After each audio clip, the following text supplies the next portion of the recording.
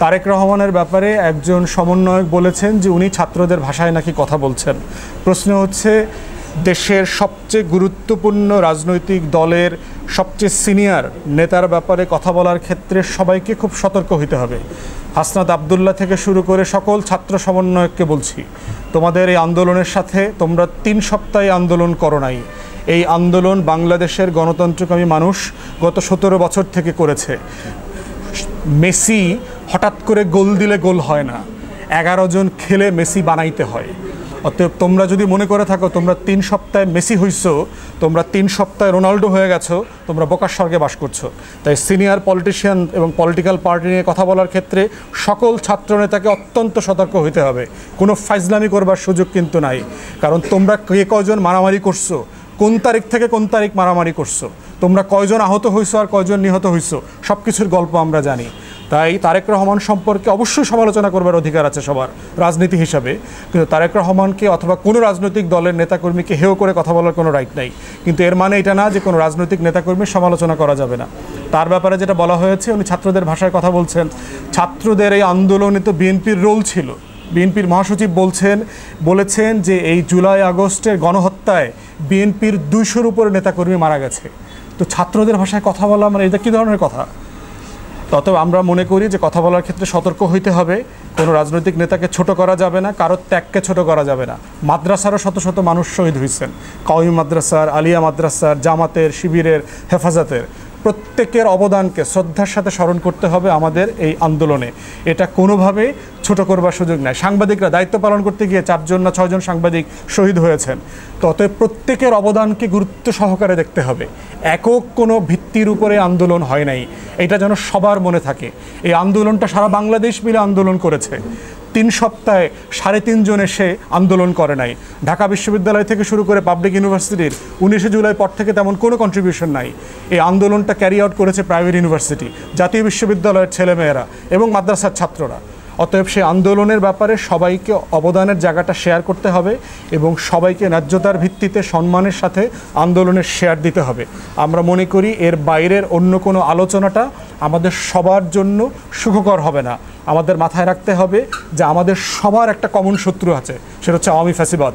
তারা চলে যায় নাই। হাসিনার একটা রিসেন্ট ভিডিও আসছে, গতকালকে সম্ভবত আপনারা দেখেছেন, যে হাসিনা এখনও কিভাবে প্রশাসনে তার যত অনুগত লোক আছে এবং তার রাজনৈতিক নেতাকর্মী আছে তাদেরকে সে ইনস্টিগেট করছে, তাদেরকে সে খেপিয়ে তোলার চেষ্টা করছে, কিভাবে অর্গানাইজ করা যায়, এই সরকারকে ব্যর্থ করা যায় সেটার জন্য চেষ্টা করছে। গত 1 মাস হয়ে গেছে, 8ই অগাস্টে অন্তর্বর্তীকালীন সরকার দায়িত্ব নিয়েছে। 16 বছরের যে ময়লা আবর্জনা এই বেগম লক্ষণ সেনের আমলে জমা হয়েছে, যিনি এখন ভারতে পলাতক জীবনযাপন করছেন, এই আবর্জনা পরিষ্কার করবার যে একটা প্রত্যাশা জাতির মধ্যে তৈরি হয়েছে, এই প্রত্যাশা পূরণের ক্ষেত্রে কিন্তু আমাদেরকে যৌক্তিক হতে হবে। আমাদের প্রত্যাশাগুলো ন্যায্য, আমাদের প্রত্যাশাগুলো চাই যে আমরা গ্র্যাজুয়ালি আস্তে আস্তে করে সেগুলো যেন পূরণ করা হয়।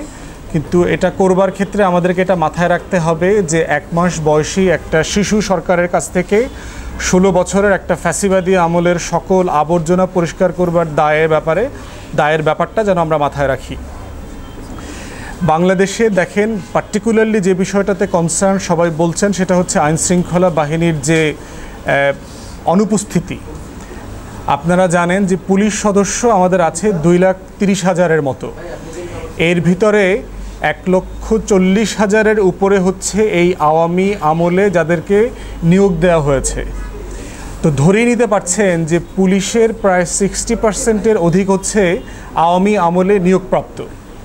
এর ভিতর থেকে 40% উপরে 5ই অগাস্টের পরে অস্ত্র নিয়ে থানা থেকে যে তারা বের হয়েছে, তারা আর কাজেও ফিরে যায় নাই, থানাতেও ফিরে যায় নাই, অস্ত্র জমা দেয় নাই।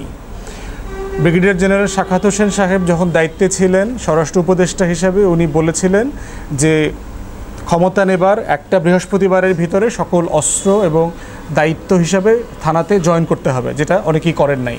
পরবর্তী দায়িত্ব পরিবর্তন হয়ে গেছে। তো এই বিশাল সংখ্যক পুলিশ সদস্যের অনুপস্থিতি বাংলাদেশে আইনশৃঙ্খলা পরিস্থিতি রক্ষা করবার ক্ষেত্রে একটা প্রতিবন্ধকতা, একটা ভ্যাকুয়াম তৈরি করেছে। দ্বিতীয় একটা সমস্যার জায়গা হচ্ছে আমাদের ওসি। আপনারা জানেন যে আমাদের যে লোকাল পুলিশ স্টেশনগুলো তারাই মেইনলি হচ্ছে স্থানীয়ভাবে আইনশৃঙ্খলা বাহিনীর যত ইস্যুজ আছে, নাগরিক সমাজের নিরাপত্তার ব্যাপারটা তারা দেখভাল করেন। আমাদের 700-র মতো ওসি আছে, পুলিশ স্টেশন আছে, শিল্প পুলিশ আছে, ট্যুরিস্ট পুলিশ আছে, এগুলো সব কিছু মিলায় বলছি আর কি, আমাদের লোকাল উপজেলা থানার বাহিরে। তো এই 700 ওসিকে অধিকাংশ জায়গাতে অলমোস্ট 2-4 জন ছাড়া কাউকে পরিবর্তন করা হয় নাই। তাহলে লোকাল স্থানীয়ভাবে আইনশৃঙ্খলা পরিস্থিতি রক্ষা করবার যে দায়িত্ব, সেই দায়িত্বটা নতুনভাবে কিভাবে পালিত হবে? যেই মানুষগুলোর নেতৃত্বে পুলিশ লক্ষ লক্ষ রাউন্ড গুলি ছুঁড়েছে, হাজার হাজার মানুষকে হত্যা করেছে, আহত করেছে গত মাসের 5 তারিখে, ঠিক একই লোকগুলোকে একই থানায় ওসি হিসাবে দায়িত্ব রেখে সেই বাহিনীর কাছ থেকে আমরা কিভাবে নিরাপত্তা আশা করতে পারি? আমরা ইতিমধ্যে বারবার বলেছি যে বাংলাদেশে ওসি প্যানেলভুক্ত হবার মতো 2000-এর বেশি ইন্সপেক্টর অলরেডি এনলিস্টেড আছে। মানে আপনি চাইলে 700 ওসিকে 1 ঘন্টার ব্যবধানে পরিবর্তন করে দিতে পারবেন। এবং এর ভিতরে গোয়েন্দা সংস্থার রিপোর্টও আছে যে ওসি হিসাবে কারা কারা আওয়ামী লীগের পক্ষের লোক না, অথবা কারা কারা বিরোধী দলের লোক, কারা কারা পদবঞ্চিত গত 16 বছর থেকে। তো আপনি সততা, যোগ্যতা, মেধা এবং গোয়েন্দা যে প্রতিবেদন আছে, এই সব কিছুর উপরে ভিত্তি করে কয়েক ঘন্টার মধ্যে এই ওসি প্যানেল থেকে পুরো 700+ থানার রিপ্লেস করে ফেলা সম্ভব। এইটা যদি না করেন, আপনি স্থানীয় প্রশাসনের মাধ্যমে কিভাবে আইনশৃঙ্খলা বাহিনীর লিডারশিপটা নেবেন, নেতৃত্ব নেবেন, এটা আমরা দেখতে পাচ্ছি না। আমাদের এই রিসোর্স অলরেডি আছে, স্বরাষ্ট্র উপদেষ্টা না কেন করছেন না? তৃতীয় যেটা আইনশৃঙ্খলা বাহিনীর ব্যাপারে কথা, সেটা হচ্ছে আওয়ামী আমলে যারা গুরুত্বপূর্ণ কমান্ডিং অফিসার ছিলেন, বিভিন্ন জায়গাতে ডিসি, এসপি, কমিশনার, উপকমিশনার, যাদের নেতৃত্বে লক্ষ লক্ষ রাউন্ড বুলেট ছোড়া হয়েছে, মানুষ হত্যা করা হয়েছে, এদের অধিকাংশকেই আপনার চাকরিতে বহাল রাখা হয়েছে। কাউকে কাউকে ওএসডি করা হয়েছে, কেউ কেউ আছে, এবং অধিকাংশ পুলিশ কর্মকর্তাকে বিভিন্ন জায়গাতে পোস্টিং দেওয়া হচ্ছে, যাদেরকে এসপি করা হচ্ছে, ডিসি করা হচ্ছে, পুলিশের ডিসি, এবং বিভিন্ন রেঞ্জের মেট্রোপলিটন পুলিশ কমিশন থেকে শুরু করে বিভিন্ন বিভাগীয় রেঞ্জের দায়িত্ব দেওয়া হচ্ছে। তারা অধিকাংশ গত আমলের। তো কিভাবে হচ্ছে? পুলিশের একটা সিন্ডিকেট আছে এবং এর সাথে কয়েকজন রাজনৈতিক দলের নেতা জড়িত আছেন। তারা কোটি কোটি টাকা পুলিশ বাণিজ্য করছেন। পুলিশের ওসি হইলে 30 লাখ, 50 লাখ, যদি এসপি বানায় অথবা আরও বড় কোনো পোস্টে দেয়, তাদের কাছ থেকে কোটি কোটি টাকা লেনদেন করছে।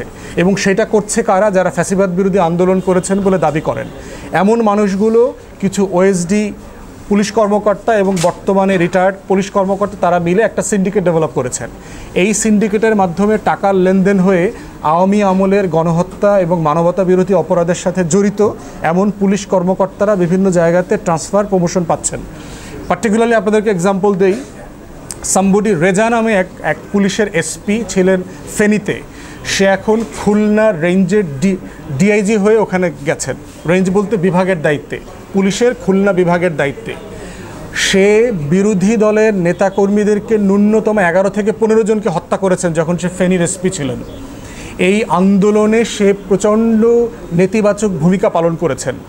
তো এই মানুষটা গত সপ্তাহে কিভাবে খুলনা রেঞ্জের দায়িত্ব পায়, এবং আমরা জানি তার বন্ধুবান্ধব আছে বিভিন্ন রাজনৈতিক দলে, বিভিন্ন আইন প্রশাসনের ভিতরে তার গুরুত্বপূর্ণ বন্ধুবান্ধব আছে যারা ঢাকা বিশ্ববিদ্যালয়ে একসাথে রাজনীতি করেছেন, প্রচুর টাকার লেনদেন হয়েছে। এই সব কিছু মিলায়ে তিনি এই পদ পেয়েছেন। এখন এইভাবে যদি আওয়ামী লীগকে পুনর্বাসন করা হয় টাকা পয়সার লেনদেনের মধ্য দিয়ে, সেইটা একটা নতুন রাষ্ট্র বানানোর পথে প্রচণ্ড অন্তরায় হবে। এই 3 জিনিসের সমন্বয় হচ্ছে বাংলাদেশে আইনশৃঙ্খলা বাহিনীর যে অবনতি হচ্ছে, এবং সার্ভিস নাই, সেবা নাই, থানাগুলো ফাংশন করছে না।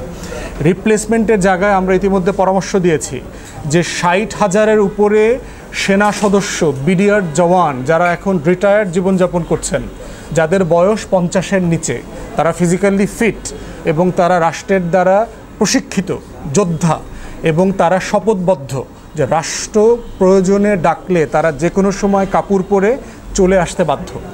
আপনি কেন তাদেরকে কল করছেন না? রিজার্ভ ফোর্স আপনার যেখানে রিপ্লেস করা দরকার। দ্বিতীয়ত আমরা বলেছি বিএনসিসি এবং স্কাউট ক্যাডেট আছে লক্ষ লক্ষ সারা বাংলাদেশে, ওনারা ট্রেন্ড, ওনারা সেমি মিলিটারি ট্রেন্ড আছে।